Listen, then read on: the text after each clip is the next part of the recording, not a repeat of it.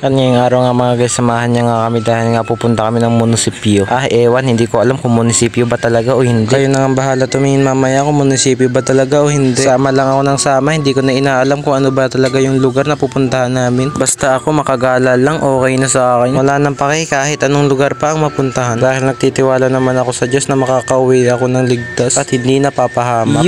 Nandito na nga kami sa loob ng Robinson Market nga dahil nga pupuntahan na namin yung pupuntahan namin. Ano daw? At nandito na nga pala kami sa loob guys. Shout out kay Aubrey. Shout out na rin kay Samantha. Shout out kay Ate Marisa. Sila nga pala yung mga kasama ko kanina. Actually, 4 lang kami dyan. At nandito na nga kami sa loob. Agad na nga kami nag-attendance para mabigyan na rin kami ng t-shirt at bag. At ito nga pala yung sadya namin guys. Nakinig kami patungkol sa International AIDS. Pagkatapos namin mag-attendance, agad na nga kami ditong naupo. Kung naalala nyo yung nag-attendance kami para mabigyan kami ng t-shirt, ito nga yung t-shirt mga guys. At ito nga yung tatak ng t-shirt. International AIDS Candlelights Memorial Day 2025. Hindi pa nga nag-umpisa ang program, agad muna kami nagpa-picture nga dito. Tapos nga namin mag-picture taking, agad na nga kami pumunta muna dito sa upuan kasi maya-maya ay mag-iumpisa na. After 3 hours.